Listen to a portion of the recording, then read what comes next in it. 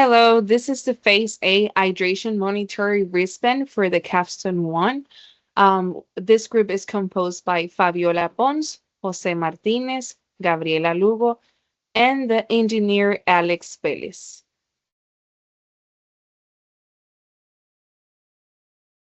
Okay, now we will discuss the outline for the Phase A presentation. First, we will discuss in the technology assessment, followed by the trade studies and POX matrix. Then we will explain in the hierarchy diagram, the N2 diagram, and discussing the budget. Also, we will explain each subsystem requirement and the risk assessment. And finally, we will presenting the project planning. Okay, first for the technology assessment part, the literature review was carried out. The aim or the goal for this part was to find different solutions for our capstone project. After doing the corresponding research, we select the following references, these three that we have here. Uh, for the alternative one, we have the sweat sensors or electrochemical sensors. How they work? Well, they can detect the concentrations of electrolytes in the sweat, which correlates with the hydration status. When dehydrated, the concentrations of electrolytes in sweat will change. The components are the electrochemical sensors, which measures the concentration of ions in sweat, and also the application is that the sensor could send real-time hydration data to a mobile app or the wristband itself, providing the user feedback on the hydration status. And here we also have the reference, for the alternative one and the concept operation diagram. Next, we have the alternative number 2, which is the bioimpedance sensor. These type of sensors work with the bioelectrical impedance analysis method, which has the potential to be designed and implemented as a wearable device using different technical setups. This type of sensor reflects the water content on the skin, and when the skin is hydrated, it becomes more conductive and therefore less resistant to current flow.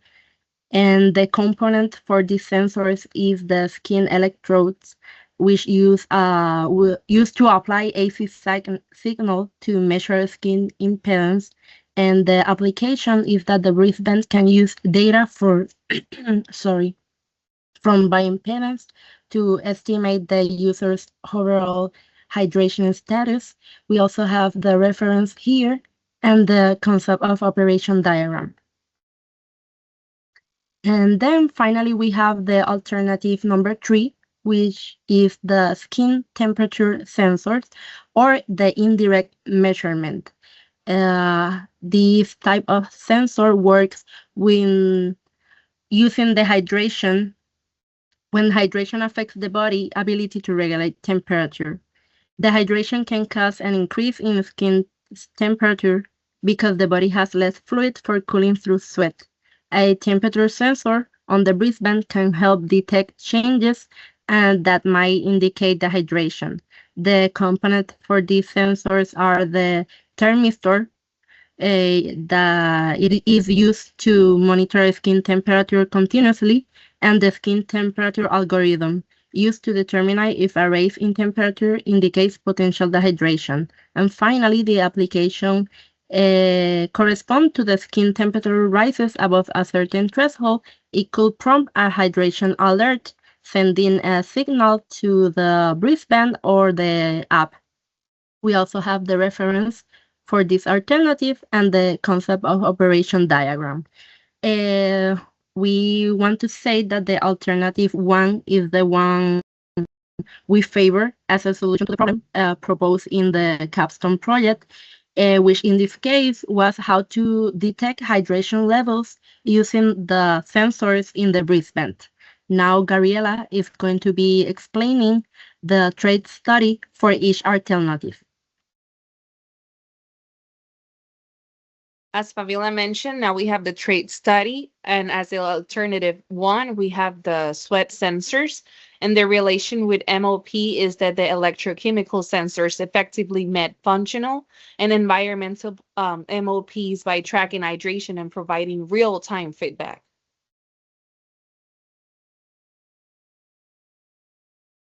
Also, we have alternative two, that it's a bioimpedance sensors, and the relation with the MOP is that the sensors effectively measure hydration and are reliable over time when properly calibrated, and they're related higher cost in a trade-off for more direct measurement of hydration status. They still fit within the functional and safety MOPs.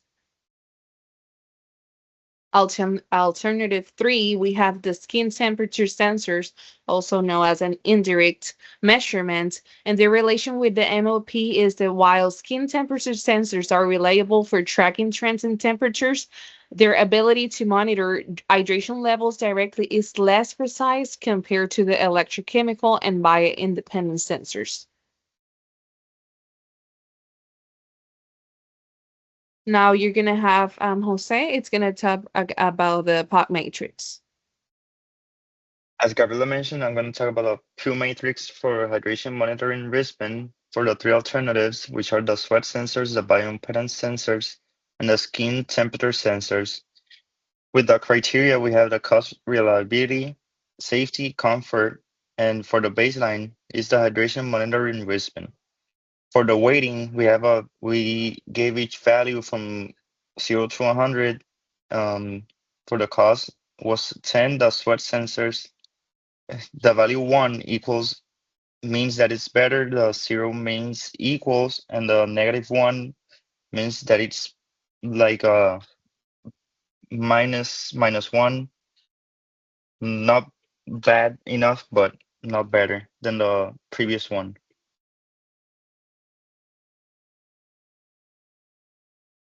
Um, Now the hierarchy diagram hydration monitor wristband.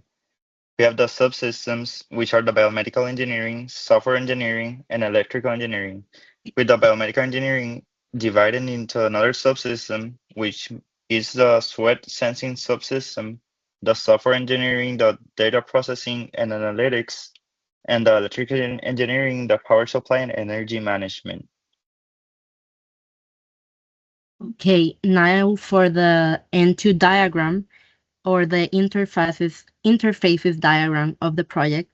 In the diagonal line here, we have the engineering subsystems that Jose mentioned before, and in the hierarchy diagram, which are sweat sensing, data processing and analytics, and power supply and energy management. In the other boxes around, we present the relationship that exists between each subsystem and its corresponding feedback. For example, in the case of the sweat sensing subsystem and the data processing subsystem, they relate with each other with the raw sensor data. The data processing receive the raw sensor data, and it also gave back to the sweat sensing the control signals or command. Another example could be the relationship between the sweat sensing and the power supply and energy management. We have here that the sweat sensing present a request for power to operate the sweat sensors, and in return, the power supply and energy management runs the sweat sensors. Now Jose is going to talk about the budget for our project. For the budget, we have a sales price from about 160 to 100 $240 per unit, and our goal is 10,000 units. So the total budget will be 230,000. With it, the expenses breakdown will be for electrical costs 70,000, for the biomedical cost 30,000, and the software cost will be around 130. For the revenue and return of investment, the total projected revenue equals $2.4 million, the manufacturing and design costs for about 30,000, and the return of investment after expenses will be around 2.1 million. And the market comparison, the cost of similar wearable tracking devices ranges from 170 to 260, and our sales price will depend primarily on the manufacturing and labor costs.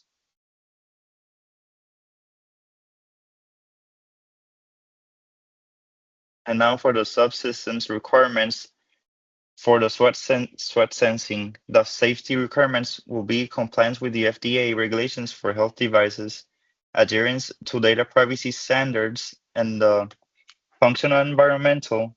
The watch must weigh 1 to 2 ounces, will be water resistant, and accurately track hydration levels and alert users when hydration is low.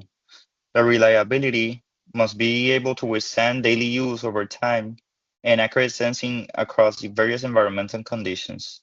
The producibility and cost, the device should be cost effective considering materials and labor, and use innovative manufacturing processes for production efficiency. And now the risk assessment for the sweat sensing. The technical performance risk will be if the sensor fails to accurately detect hydration levels due to environmental conditions like sweat evaporation or extreme temperatures. The cost risk will be the sensor material and manufacturing costs will exceed the budget, and the liability will be incorrect hydration readings causing health issues. The regulatory risk, failure to meet the FDA or other health device regulations. Operational risk, if the sensor malfunctions in extreme or unpredictable environments. And the safety risk, allergic reactions or skin irritations from materials in contact with skin. And supportability risk, the difficulty in sourcing or replacing parts. Now we have the assessment matrix, which is the damages or the risk from the sweat sensing. As you can see, the regulatory risk, the technical performance risk, and the safety risk. Also, the technical performance risk, liability risk, and supportability. They all have things in common. So each one depends on the other one. Okay, now I'm gonna be talking about the subsystem 2 requirements, which is the data processing and analytics. For the safety requirements, it must comply with relevant regulations to ensure privacy of user data. Also, it must have an accurate analytics without causing health risk due to incorrect information. In the case of the functional and environmental requirement, it must provide real-time hydration tracking, ensure analytics are fast and reliable even when large data sets, work seamlessly with cloud services for data storage and processing. In the case of the reliability requirement, the software should be bug-free and algorithm should consistently provide accurate hydration analysis, and the system should remain operational under typical and extreme conditions. Finally, for the producibility and cost requirements, the development should stay within budget and data processing should be optimized for cost efficiency and scalable for large-scale productions of wearable hydration trackers. And for the risk assessment of the data processing subsystem, we have the technical performance risk, which is a possible inaccurate hydration analytics due to poor algorithm performance of software bugs. The cost risk, which is a high computational cost for processing large amounts of data. The liability risk, which include incorrect data leads to harmful advice and potential harms to users. The regulatory risk, which is the data processing fails to meet regulatory standards for data privacy and health-related information.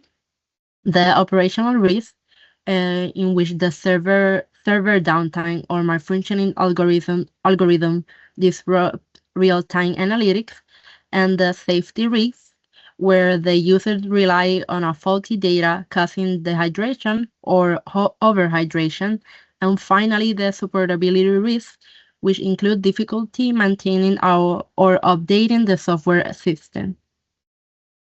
And we also have here the risk assessment matrix and how, like Jose mentioned, each risk is related with each other, as in example for the safety risk, technical performance risk, and regulatory risk. Each one of them are related to each other.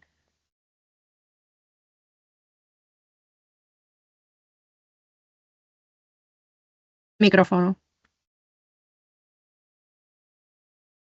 You see? The subsystem 3 requirements, the power supply and management. We have the safety requirements, the compliance with battery safety standards to avoid overheating or leakage, ensure the power supply system does not interfere with the user's health. Also, in the functional and environmental, we have the battery should last for a full day or more with regular use. The power system must be efficient and support the continuous operation of sensors and analytics. In the reliability, we have must be durable and able to function over long periods without degradation in battery life, because it's our power supply and energy management. And then in the productivity and cost, ensure battery and power system are cost efficient while maintaining performance. And also manufacturing should be feasible as scale with consistent quality. In the part of the risk assessment, we have the technical risk. It could be that the battery cannot sustain long periods of usage or does not provide enough power for the system. And the cost risk, we have high manufacturing cost for the power system or battery. Liability would be the power supply system cost safety issues like overheating or battery leaks. And the regulatory one would be the battery or power supply system fails to meet safety certifications. Operational, the power failure or degraded performance in extreme conditions.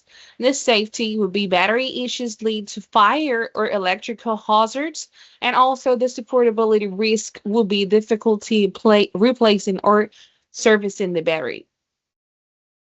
And now we have the risk assessment. We can see that by color, we have cost risk, supportability risk, and operational risk are green because they're the lowest one that have more they have the lowest risk. Then we have safety risk, liability, and operational risk. They're in between. And then we also have the regulatory, the technical, and the safety risk that they can be the most hazard ones. In the preliminary project planning, we have the phase A, the phase B, and the phase C1. We also have the responsible and which week in the month every single person made the task, and that should be for this phase A's, we have the second month, the week 2, week 3, who work on it. And then we have for the future, the phase B and phase C1, that they have the presentation date in the bottom. February 1st, it's going to be the phase B, and February 19th, it's going to be the phase C1. For the data processing and analytics, we have also the same thing, and you can see that the second month we work on week 2, week 3. Also that which day Fabiola is going to work the phase B for the presentation that it's going to be on February the 1st. And last but not least, we have the power supplies. That is the third subsystem. We also have that we work on the phase A, the second month, week 2 and week 3. And then the Gabriela, myself, needs to work on it on the third month, usually the week 3, week 4. so we can complete the presentation due to February the 1st.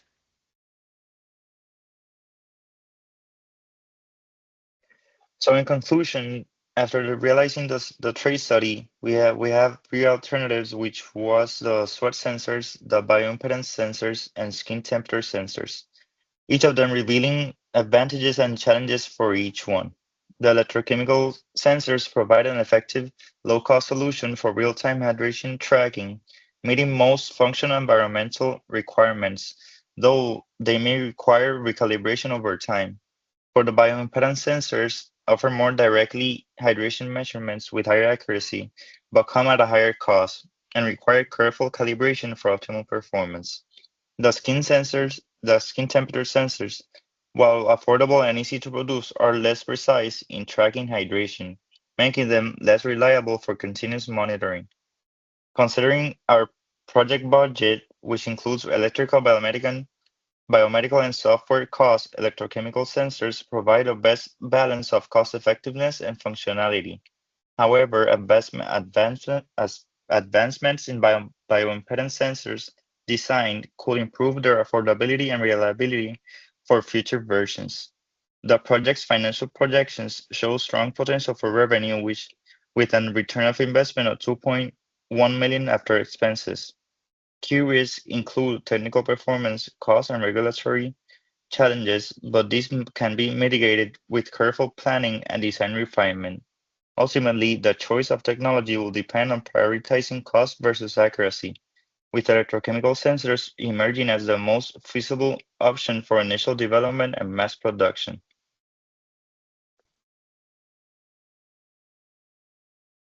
Also, here we have all the references that were used for this presentation.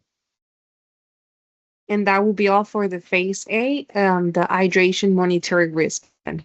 Thank you. Thank you. Thank you.